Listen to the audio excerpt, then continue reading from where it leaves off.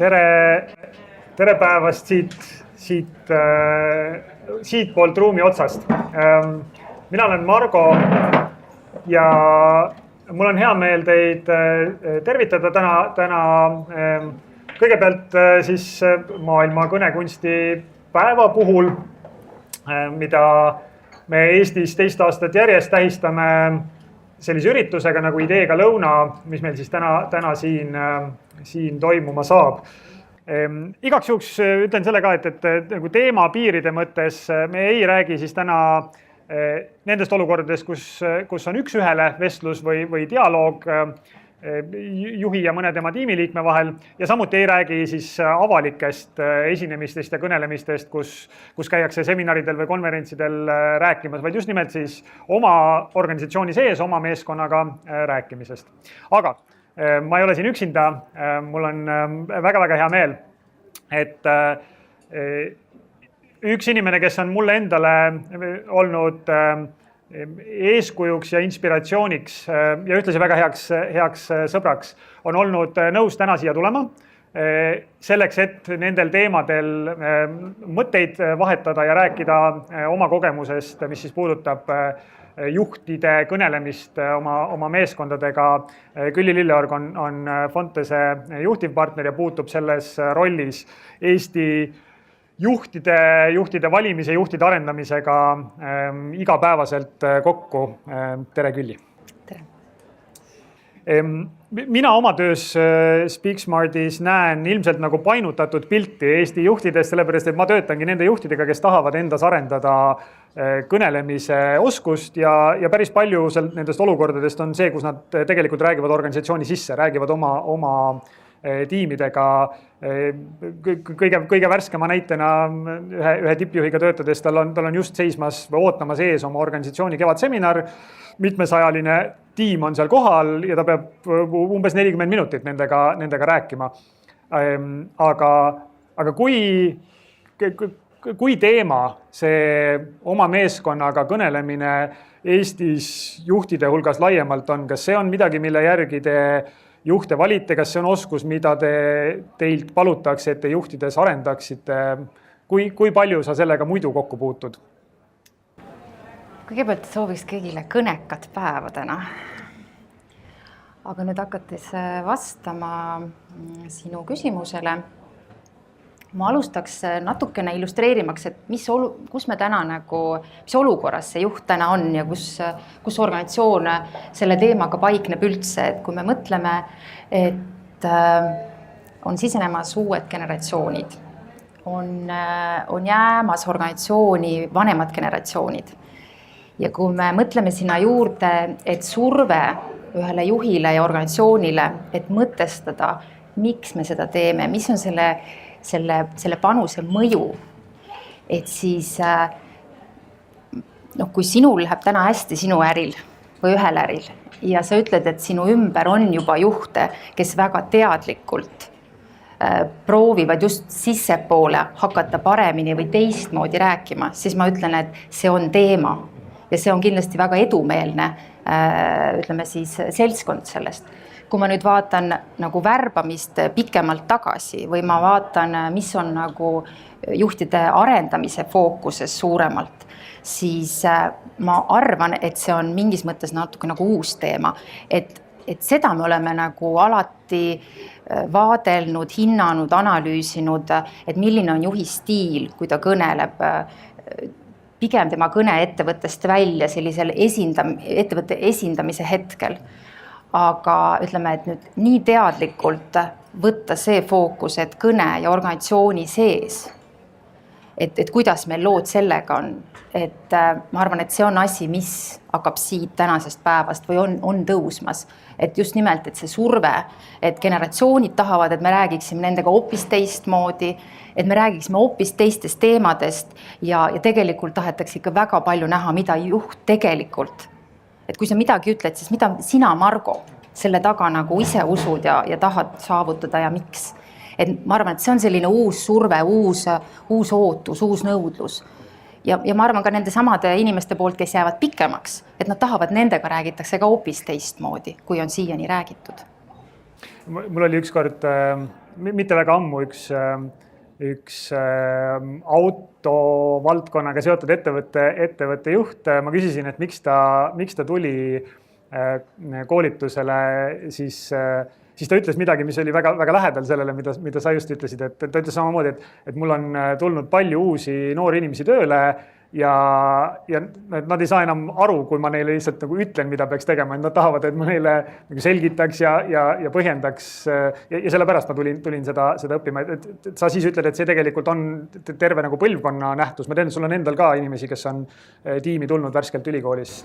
Jah, ja me vaidlemegi aeg-ajalt näiteks sõna üle, et noh, et siin on, eile oli emakeelepäev, et sõna üle, et kas inimkapital on hea sõna ja me kirglikult vaidleme, et kui ma seda kommunikeerin oma noorele kolleegile, siis kuidas tema seda võtab vastu.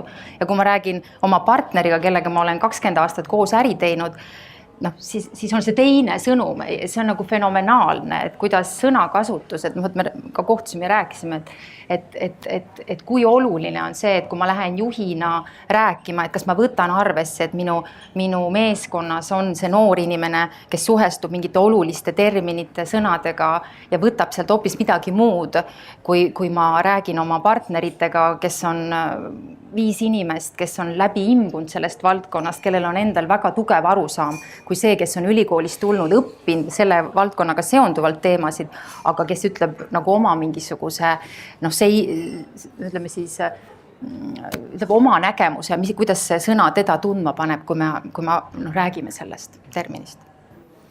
Aga veel korra seda uued, sellest on eks kuulda nii palju, et uued põlvkonnad tulevad tööturule, neil on teistmoodi. Ja jäävad kauemaks osad. Me ei tohi nagu, et ma nagu hästi palju näen seda, et me unustame ära, et meil on generatsioonid, kes jäävad. Meil on põhimõtteliselt 100-aastane elu. Ehk et sa ütled, et see pilt nagu mitmekesistub juhi jaoks sellest. Nagu ja see ei ole mitte ainult see, et tulevad uued, vaid jäävad generatsioonid omadel tingimustel meie juurde kauemaks ja ka nemad soovivad ja neil on teised ootused meie juhtidele ja ka kuidas nemad meiega räägivad, kuidas nemad mingisuguseid olulisi kriitilisi valdkondlikke teemasid meiega jagavad. Aga mis sulle tundub, et see ootus siis on, eks, et me ütleme, et meil on teistmoodi ootused, me kuuleme, et räägitakse muutuvast töökontseptsioonist ja nagu asjad muutuvad nende aga proovida kuidagi niimoodi täpseks minna sellega, et mida ta ootab juhilt teistmoodi. See on kindlasti organisatsioonide lõikes erinev, et kui suur ta on või kui väike ta on ja mis on see kultuur, aga ma arvan, et kõik ikkagi, et noh, kui me mõtleme, et maailmas on usalduskriis, me tahame teada tõde, et sama lugu on ju organisatsioonides. Ja tegelikult just siin eile Kristi Liiva ühel koolitusel olles tema nagu hästi mõtestas nagu meedia ootuseid, et siis tegelikult on näiteks organisatsioonid täna üldse maailmas. Neilt oodatakse, et sealt hakkab tõde sündima, et poliitikutesse on usk kaotatud, et ettevõtted ja nende juhid tulevad ja hakkavad seda niinimetatud tõde nagu avama või mõtestama. Et siit ka, kui me räägime kõned sissepoole täna ja et kas juhid on selleks valmis või kui hästi nad jõuavad, eks ju, nende erinevate generatsioonideni, et siis siin on nagu väljakutseid, millega me hakkame nagu silmitsi seisma ja me näeme, et kui me kas me oleme siin edukamad või ebaedukamad, et see annab meile parema pinnase oma eesmärke saavutada, ehk need õiged inimesed tulevad sinu juurde, nad jäävad kauemaks sinu juurde ja sa suudad selle sama avatusega või selgusega või otsekohesusega neile anda põhjust, et need inimesed ei lahku kiirustades. Isegi kui võib-olla on mingisugused teemad, mille pärast tahaks juba minna või isegi kui headhunterid pommitavad neid hommikust õhtuni. Aga see läks nüüd nagu selles mõttes põnevaks, et sa ütlesid küll nagu üsna niimoodi kiiresti, aga sellest, kuidas juht mõtestab ja kõneleb ja räägib, sõltub see, kuidas inimesed tulevad tema juurde. Ma arvan, ma olen viimase nagu 2 päeva jooksul kuulnud ehitussektorist ja ühelt sinu konkurendilt, et inimeste arv, kes, ma ei tea, praktikantide arv, sisse tulevate inimeste, sisse tulla soovivate kandidaatide arv nagu jääb kogu aeg väiksemaks. nüüd sa just ütlesid, eks, et selles, keda sa suudad niimoodi tõmmata enda suunas, et seal on juhi rääkimise ja mõtestamise oskusel suur roll. See just ütleks, et see on päris suur nagu konkurentsieelis. Ma arvan, et see on väga suur osa, kui me mõtleme tööandja brändile. Et ma arvan, et siin võib-olla ongi juhid rohkem ennast koolitanud ja arendanud selles plaanis, et ma räägin oma kliendiga ja lihvin oma sõnumid selgemaks täpsemalt. Ma arvan täna, et kui sa tahad ikkagi konkurentsis püsida, pead sa tegema ka täpselt sama hästi ka oma ütleme siis teemat käsitlema võimalikult inspireerivalt, kui sa inimesi kaasad oma organisatsiooni, kui sa neid hoiad oma organisatsioonis. Et minu arust on kõige kihvtimad värbamised, mis on nagu täiesti uus trend, minu isiklik kogemus. Tuleb inimene Londonist, ülikoolist, te tea Fontesest mitte midagi, sõidab siia, on valmis meie juurde tööle asuma ja siis viimane küsimus on see, et kuule Külli, sa oled 20 aastat siin olnud, miks? Siis on mul see tunne, et mida ma nüüd sellele noorele inimesele nagu hakkan rääkima. Ma ei saa talle rääkida mingit, ja ma räägingi oma loo ära. Ja kas see talle meeldib või talle see ei meeldi, see on tegelikult see, mis ta pärast ütles, kui ta läks ära meie juurest 3 aastat hiljem tagasi Londonisse ülikooli, et saad aru Külli, see oli see, mis kehtis ja mis mind võlus. Miks ma tulin ja miks ma jäin 3 aastaks ja miks ma siit lähen nagu õppima põhimõtteliselt tööandja brändingu teemat edasi Londonisse. Aga kui sa nüüd juba tõid selle enda teejuhina ka siia sisse, siis mis on sellised hetked sinu enda teel olnud, kus sa oled istunud maha ja mõelda, et nii, et nüüd ma pean rääkima. Ma pean oma inimestega, ükskõik mis suurus see siis oli, et ma pean oma inimestega rääkima, sest see on ainus viis siit nagu praegu edasi, või vähemalt see on nagu parim viis siit edasi minna. Ja siis nagu väga teadlikult seda kasutama. Ma arvan, et minu kõige raskem, ja see oli kõne, see oli ette valmistatud ja sellele ma sain ka oma elus kõige rohkem tagasidet, hästi erinevat. Oli aasta 2009, kui ma pidin oma meeskonnale ütlema, et põhimõtteliselt me lähi 2 kuu jooksul peame pool meeskonnast koondama. Ja see oli küll sõnum,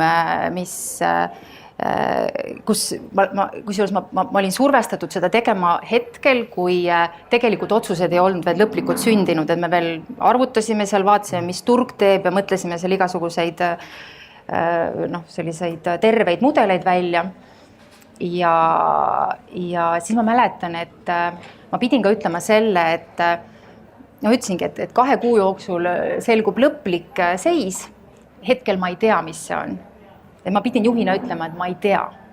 Ja vaat see oli see, millele ma sain hästi palju huvitavat tagasidet. Kuidas üks tuli ütles, et Külli, see oli nii oluline ja teine ütles Külli, et sa tegid siis nii palju hirmu sellega. Aga see, mis oli see võti, ma läksin ausalt, ma rääkisingi, miks me seda peame tegema, kus see kõik on alguse saanud, miks me ei suuda paremini praegu siin, ütleme, või meeldivamalt seda nagu olukorda lahendada, või seda olukorda säilitada, aga ma arvan, et see oli hästi-hästi oluline ja vaat neil hetkedel, kui me seda kõige valusamad ja kriitilisemad hetke juhtidena edasi anname, on see, et see peab paistma, et sul on süda. Et sul on küll raatsio pealt, sa räägid, aga sa tegelikult, ükskõik mis juhtub, sa oled inimesena olemas, sa tekitad seda turvatunnet, et isegi kui ma ei tea, siis me lahendame selle olukorra nii, et minu protsess lõppeski siis, kui ma teadsin, et see viimane kõige ägedam inimene sai tööle uuesti. Et õnneks on Fontes läbi aegade olnud kasvulava HR-maastikul, et siis kõik need olid nii kihtid inimesed, et nad kõik läksid väga kiirelt 3 kuuga uuesti tööle. Aga minu juhi vastutus oli see, et kui see viimane inimene, kes läks tööle, siis ma tundsin, et see protsess on over lõpuks. Aga see on minu luksus, vaata, ma olen väikses ettevõttest, et kui sul on 3000, 10 000, juba 100 inimesed, et siis sa ei saa juhina nii nagu lähedal seista väga sageli. Kui see nüüd natukene õunte pealt küsimine, aga kui palju sa arvad, et Eestis täna on juhte, kes seda nagu hästi teevad, kes seda õigel hetkel oma inimestega nagu päris rääkimist Need on need inimesed, kes julgevad jääda iseendaks. Et ma lugesin hästi huvitavat artiklit, kus oli hüpotees, et miks ei ole maailmas liidreid ja miks me oleme selles kriisis, et meil on nagu juhte, kes juhivad ja manageerivad ettevõtteid väga edukalt, aga miks ikkagi liidreid ei ole? Ja sellel üks hüpotees oli see, et kõik meie sellised koolitused ja meie sellised nagu väärtus on olnud selline ja süsteemid on nagu võtnud ära selle võimaluse jääda iseendaks. Et kui te mõtlete enda esimesed 3 liidrit, ma ei mõtle nagu oma organisatsioon, vaid maailmas, siis mis võlub nende juures on see, et sa näed seda inimest. Aga et vastus sinu küsimus on, et need on need juhid, kes julgevad näidata ennast. Et ütleme sellisel oskuslikul ja teadlikul viisil, et kui nad midagi välja ütlevad, nad mõtlevad läbi need riskid ja neil on see julgus ka näidata, kuidas see neid puudutab või inspireerib või ka vihastab. Et ma arvan, et see, ja kui sa küsid, kui palju neid inimesi on ja kui loomuomane see eestlasele on siin Eesti kultuuris, ma tulistan nüüd täiesti, ma arvan, et üks 20% võib-olla tunneb ennast mugavalt, et kui sa pead nagu ikkagi ütleme kogu oma nagu sellist spektrit avama mingil hetkel, kuna see on vajalik selleks, et su inimesed mõistaks sind õigesti, nad tuleks mingist situatsioonist võimalikult tõhusalt välja või jagaks ka siit edasi infot õigesti, eks ju, et meil juhina meil on hetki, kus me räägime kogu meeskonnaga, meil on hetki, kus me räägime oma otse juhtiva tiimiga, eks ju, et ka sealt läheks edasi see info võimalikult täpselt. Aga see on nagu, et natuke nagu konstrueeritud küsimus, aga et kõik need ülejäänud, see nagu jämedalt siis 80%, et seal hulgas on ju nagu muude juhi tunnuste poolest väga häid juhte, nad hoiavad oma ettevõtted, nad leiavad uusi turuvõimalusi, nad hoiavad ettevõtted korras, nad panevad strateegia. Millest nad ilma jäävad või mis neil saamata või olemata jääb või nende ettevõtetel või inimestel või nagu tulenevalt sellest, et nad pigem siis ei kasuta neid hetki, kus nad saaksid rääkida oma meeskonnaga? Ma arvan, et see ongi see teema, et eelkõige see tööandja bränd. Okay. Et ma arvan, et üks organisatsioon saab olla edukas väliselt siis, kui tal on seest kõik, ütleme, kui seest on kõik nagu paigas, siis ettevõte on väliselt nagu tugev. Ettevõte võib väliselt tugev olla, aga sa astud sinna sisse ja sa näed, et see ei tööta. Siin on nii palju sellist ebatõhusust, valu, mingit ütleme, ebatervet aspekti, mis osad kohanevad, osad ei kohane, eks ju, et ma arvan, et see terve kõne aitab luua ja toetab kõiki muid protsesse organisatsioonis. Et kui seda selgust ja tunnetust ja ikkagi, ma arvan, see tervik, et me peame juhtidena, on see kriisi terviklikkus või see on mingisugune tänu terviklikkus või see on strateegiline perspektiivi terviklikkus, ükskõik mis, et me loome ikkagi et juht loob selle tervikliku kuvandi, kus me hetkel oleme selles situatsioonis. Ja ma arvan, et jõuda kohale. See on see, et me võime rääkida siin mida iganes, aga kui Katrin ikkagi võtab arvuti välja ja hakkab kirjutama, siis see jõua kohale, et ma pean midagi tegema sellist, et ta nagu loobub. Et ta saabki aru, et see praegu on see hetk, kus ma kuulan oma juhti ja isegi kui ma sisemiselt vaidlen temaga, siis mul on nagu huvitav, see on oluline. See on tema jaoks oluline, ta ei ole tulnud siia ühe maskiga ja räägib meile tõde, mida ta peab rääkima, vaid mis tegelikult teda puudutab ja millesse ta on usub ja veendunud, et see tasakaal, mõlemad peab olema, aga mulle tundub, et seda oodatakse rohkem, seda enda näitamist, enda ikkagi inimese nagu taga. Päris olemist. Just, jah. Et ma olen juht, aga ma olen ka alati inimene. Ja see teeb kõike nii palju tõhusamaks ja see teeb nagu kõike tegelikult päeva lõpuks lihtsamaks. See võib algul tunduda õudne, kui see on sinu jaoks võõras stiil ja ei ole loomuomane. Aga siis ongi teil tööd ja meil tööd ja ka teistel koolitajatel kõvasti tööd, et julgustada. Siin on vaja seda utsitada ja julgustada, näidata seda edukogemust võimaldada, et see on oluline. Aga ütleme, sinu enda see lugu, mis sa jagasid, see oli eks kriisiolukord. suure kriisiolukord ja siis seal olukorras sa kasutasid seda meeskonnaga kõnelemist. Mul on teine näide veel, mis on nagu iga-aastane traditsiooniline, on see tänukõne enne, kui me lähme jõulupuhkusele. Ja see on tõesti tore. See on selles mõttes nagu... Ma korraks katkestan. Sa võiksid ju seal lihtsalt panna päkapikumütsi pähe ja öelda korraks, et häid jõule, miks sa rohkem teed? Siis ma arvan, et meeskond vajab seda heas mõttes pidulikku kokkuvõtet, et mis me siis nagu ära tegime nüüd. Nii hea on minna nagu nädalat vabaks võtma oma pere keskele, kui sulle juht on kaasa andnud selle suure tänu, et ma peegeldan seal terviklikkust ja ma peegeldan, kuna ma olen jälle väikses organisatsioonis, ma peegeldan iga ühe osa ja tänan selle eest. Ja mulle tundub, et see nii hästi töötab.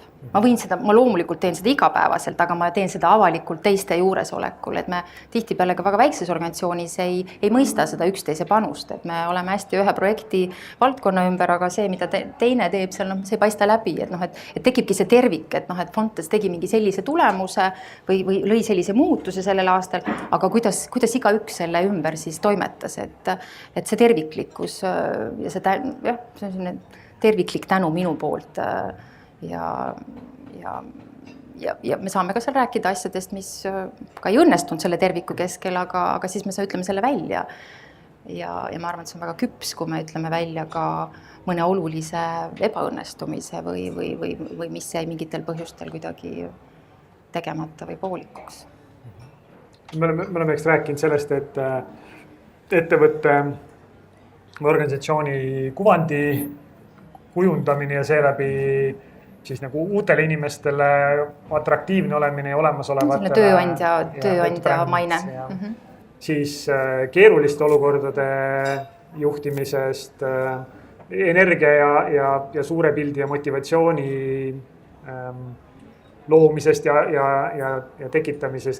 Kas meil on midagi olulist katmata, kus muutuste juhtimine äkki see natuke kriisidega seondub? Aga ikkagi, ma hästi nõus, et siin on just see energeetiline pool minu arust, et ühelt poolt ju tänane uus generatsioon tahab suurt iseseisvust, ta ei taha, et see väga sekkud, sa pead looma selle usaldusliku meeskonna, andma selle vabaduse, et nad seal sooritavad, aga ikka mingil hetkel sa näed, et nad on kuidagi, see on see vaatleja ülesanne, mis juhil on, eks ju, et sa ei sekku, aga sa näed, et võib-olla ma lähen nagu korraks lähemale, vaatan, kuidas neil seal läheb, tuleb mõni idee, on ju, ja siis sa tabad nagu üldjuhul ära, et kus nad kinni on.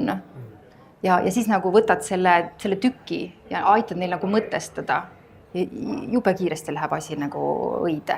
See on jälle see, et sa juhina lähed lähedale ja sa aitad selle muutusega neil edasi minna, aga kui sa räägid nüüd nagu sellisest nagu tüübilisemast olukorrast, et me nüüd siin, ma ei tea, teemegi, korrigeerime väärtuseid või võtame mingi uue suuna ette või me ka töökorralduses midagi korrigeerime või ma ei tea, hakkame kolima, kunagi ütles Aavo Kokk, et kui sa tahad teada, kas sa oled äge juht, siis korralda üks büroo kolimine ja siis saad teada, see pidi kõige keerulisem ülesanne olema.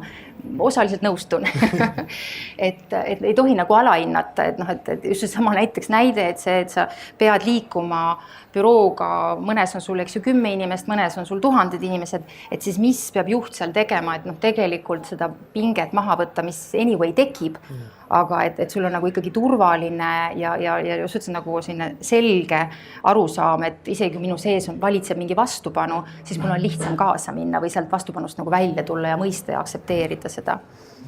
Et ma arvan, et need on et kommunikatsioon on tegelikult ju muutuse puhul üks kõige kriitilisemaid aspekte. Ja kui juht siin võtab nagu õige hetke ja jälle nagu tuleb, ühelt poolt ka peegeldab, et ka tal on võib-olla see protsess, ma ka siin teen tegelikult, te arvate, et ma olen teile andnud ülesande, et saage hakkama, aga mul on ka selle muutusega mingi oma teema, et tuua sealt näide, et kuidas mina seda isiklikult lahendan enda jaoks või esitan teile mingi palve, et kuulge, et võtke see nagu, et üritame siin nagu kuidagi eriti nagu tõsiselt seda momenti nagu ära lahendada, et andke teada, kui teil on ideid, et see on see kaasamise ja kõnetamise, eks ju, võlu ja võime. sa mainisid selle jutu käigus väärtuseid, kas see, et juhtorganisatsiooni väärtustest oma inimestega räägib, kas ta peaks kõigepealt olema nende väärtuste nägu. Okay. Siis on tal oluliselt lihtsam. Okay. Et kui see ikkagi pigem on dokument, mis on paberil ja tuleb kuskilt, millega juht ise alles nii nagu kohanemisel nagu näeb vaeva või ta ei, või see ei ole tema nägu, et siis tal on keerulisem, et siis ta peabki oma kõnes olema eriti veenev, kui ta nagu võib-olla inimesena seal taga ei ole nii ise kohal või veendunud. Ja selles nagu juhi töövahendite kohvris, millega igapäevaselt ettevõtete organisatsioonide juhid, mis iganes tasemetel nad toimetavad, eks. Seal on terve hulk igasuguseid erinevaid vahendeid ja oma meeskonnaga kuidagi rääkimine, olgu ta, ma ei tea, nädalakoosolekul, strateegiakoosolekul, kevadseminaril, jõuluüritusel, et see on ainult üks nendest vahenditest. Ma tahaks enda kohta korraks küsida, et kuhu sa oma selles juhtimisvahendite kohvris, kuhu sa paigutad selle kõne, kui oluline ta niimoodi teiste asjadega võrreldes on või sinu kui juhi käekirjas, kuidas see kõnelemine oma meeskonnaga paigutub? Minu lemmik tagasiside, mida ma olen saanud läbi aegade ja saan, et ma inspireerin. Kui ma mõtlen, millega ma siis inspireerin, et esiteks oli see, et kui Margo mulle helistas, ma olin just puhkusele minemas ja nagu te teate, viimane tööpäev on kõige hullem. Ja siis Margo helistab, et räägib tagasihoidlikult, et kuule selline mõte. Ja siis mina mõtlen, et mina olen ju kuulaja ja mina olen ju märkaja, mis rääkija mina olen. aga tegelikult see oli nagu hästi hea, et siis ma jõudsin sinna puhkuse kohta perega ja siis ma mõtlesin, et tegelikult on Margol täitsa pointi. Et ma usun sõnasse, ma tõsiselt, kui ma nüüd hästi isiklikult ütlen, et kus ma nagu, mis on minu isiklik tänu, et kui keegi tuleb või läheb või on mingi oluline, mulle meeldib luuleliselt panna tänu kirja. Mul oli just hiljuti läks üks noor naiskolleeg esimest last siis ootama koju ja need sünnivad nii spontaanselt, nagu ikka loominguline hetk. Ja siis ma kirjutasin talle, ma just mõtlesin, et näed, noor inimene, tean, kes ta on hingelt. Ja panin selle hetke nagu luulesse, et mida tähendab saada emaks ja mida tähendab lapse kasvatamine. Ja siis ta jooksis, ma kirjutasin kodust, ma olin kodus sel hetkel ja siis ma jõudsin büroosse ja siis ta jooksis mu juurde, ütles, et Külli, et nüüd on minul ka sinu luuletus. Mis on mingi oluline asi või? See on kõige olulisem asi, et kui Külli kirjutab kellegi kohta luuletuse, et see on nagu, ja nüüd mul on ka oma luuletus, et sõnal on ja juhi sõnal on. Ja kui see tuleb nagu südamest ja sa oled tõesti korraks peatunud selle inimese hetke olemise peal ja annad mingi oma perspektiivi edasi.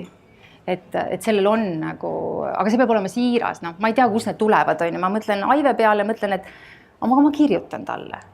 Et kui sa küsid, et kus ta peaks paiknema, kus ta mul paikneb, et siis ta tegelikult on sellel sõnal ja sellel kõnel, ma pigem ütlemegi, minu kõne on võib-olla nagu loomuomaselt intiimsem ja isiklikum. Et kui meil on ka mingid, me siin üks päev ragistasime ühe kolleegiga, ma ei saa midagi tinna, ma lähen järgmine hommik tööle, ütlen, kuule Siim, et unustame ära, tegelikult oli väga vajalik see väike ragin ja lähme siit edasi, on ju. Ta on noor inimene, ta võib mu poeg olla, et selle sõnal ja see kõne võib olla väga intiimne ja tal on väga oluline nagu jõud ja see kõne võib olla tuhandete ees ja see võib nagu nii palju sellega nagu saavutada. Minul ei ole neid tuhandeid. Mul on olnud vist mingi 40 inimest kõige rohkem, eks ju, aga inimesed tahavad seda, inimesed tahavad tähistada, inimesed tahavad nagu mõtestada seda tervikut, et minu see terviku teema on ka, et tõesti võib-olla on imelik mõelda, kui sul on 20 inimest, et kuidas nad ei märka, kes mida teeb, tegelikult nad ei märka, nad on ikkagi oma ree peal ja nad üritavad neid omi eesmärke, oma nagu arengut, kõike nagu juhtida ja sellega toime tulla, et nad ikkagi unustavad ära selle nagu terviku, on ju, et noh, see on see, kuidas me mõnikord juhtidena mõtleme, et ma olen juba rääkinud sellest, ma olen sellest juba rääkinud ja Allu, ma olen seda hakkan 3. kord rääkima. Ja inimesed unustavad ja ei mäleta ja sul on seda vaja sisse tuua ikkagi uuesti ja uuesti. Kas siin on üks väike oht ka peidus? Meil hakkas siin peaaegu mingi asi töötama, kas meid on ikka jätkuvalt kuulda? Okay. Kas siin on üks väike oht ka peidus? Mul oli hiljuti üks riiki esindava organisatsiooni tippjuht, kes ütles, et pidas kõne sellisel aasta suurel üritusel oma inimestele ja siis pärast kuulis organisatsioonis, kuidas tema sõnu oli tõlgendatud ja siis ta läks tagasi selle kõne teksti juurde, mille ta oli ette valmistanud ja vaatas ja üritas leida, et kuidas neid asju, mis ta ütles, on võimalik üldse nagu niimoodi tõlgendada, nagu ta seda peegeldust kuulis, et seal on mingi väike nagu ohumoment on ikkagi ka vist sees, et räägid küll siiralt, aga keegi kuuleb läbi hoopis mingi teise prisma ja... See on tema enda filtri ju, noh, teda kõnetavad need teemad, mis tema jaoks on olulised, mis teda puudutavad, et see on nagu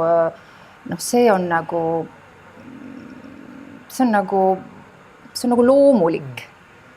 Et sa ei saa ühegi etteastumisega garanteerida seda, et kõik saavad täpselt ühtemoodi aru või nad saavad nii aru, nagu sina tahtsid, et nad aru saaksid. Mul on tunne, et see hirm on osalt hoiab tagasi juhte rääkimast. Ei, ma ütlen, et kui minul see kõige olulisem kõne, mis ma olen teinud, eks ju, et kus ma pidin ütlema ka, et ma ei tea, et siis tuli üks inimene, kes ütles, et kuule, et see oli nii oluline, aga me saame aru, et sa tegeled ja me ei ole ripakil ja midagi õudset, ei juhtunudki midagi õudset, eks ju.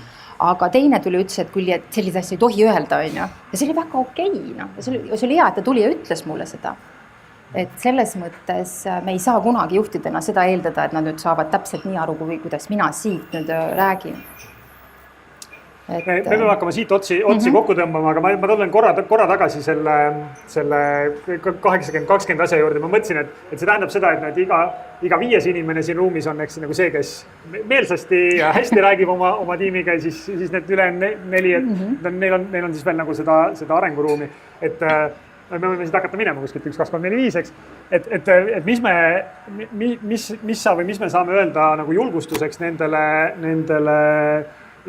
igale ülejäänud 4 siit, et ma saan aru, et üks kokkuvõte sellest vestlusest siin saab olla, et see on nagu tõusvalt oluline teema ja... See kindlalt eristub, kui te mõtlete, et meie kultuuri peale ka, et meile ikkagi ei meeldi väga nagu rääkida ja veel selliseid pidulikke kõnesid, et on neid inimesi meie ümber.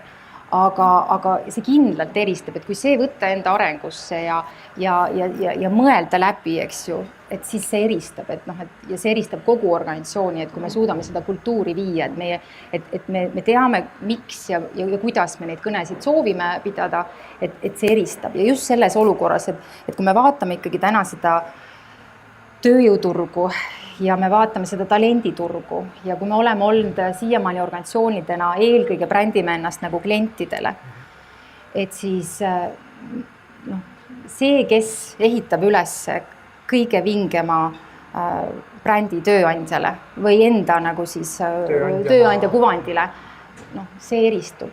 Sellel on palju lihtsam värvata, ta saab palju paremad kokkulepped, et see on nagu nii suur, ütleme, pinge maandaja. Et siis on see, et sa oled kõik enda poolt teinud ja need kõned, ma arvan, on hästi oluline osa, mida räägivad edasi. Väga sageli on ju nii, et need, kes on uued, nad on kuidagi seotud meie olemasoleva meeskonnaga. Et nemad on nagu süstinud või nakatanud selle ideega, et tule meie juurde. Et meil on siin äge ja me teeme kihvte asju. Ja kui jälle, kui sa küsid miks, et siis miks inimesed lahkuvad? Et kõige suurem põhjus on loomulikult, et töö sisu ei ole piisavalt nagu äge ja ei ole sinu nagu, ütleme, võimetele kohane. Aga teine on ikkagi juhid. Ja ma arvan, et see kontakt, et kui sul ongi nagu suur organisatsioon, et kui sa nende kõnedega ikkagi suudad veel paremini noh, neid ei ole ju sageli, need on ikkagi väga üksikud, eks ju. Et kui sa suudad selle kõnega jõuda paremini kohale oma meeskonna nii, et siis sellel on hästi suur, see on suur kapital. See on väga võimas kompetents. Nii, ma nüüd siit ruumi eest võtan selle osa kokku, kohe varsti hakatakse lõunasööki serveerima, aga ma kohe ütlen, kuidas see, nagu millises vormis see kõik siin jätkub, aga enne seda mul on siin Speaksmarti poolt üks siuke väike tänukingitus Küllile, me räägime kõigile, et argumenteeritus on ka oluline, et siis on selline koosoleku memoblokk ja mida sa saad siis oma tiimiga täita niimoodi hästi argumenteeritult. Suur aitäh, et sa tulid täna siia meiega mõtteid vahetama. Aitäh kutsumast, aitäh teile.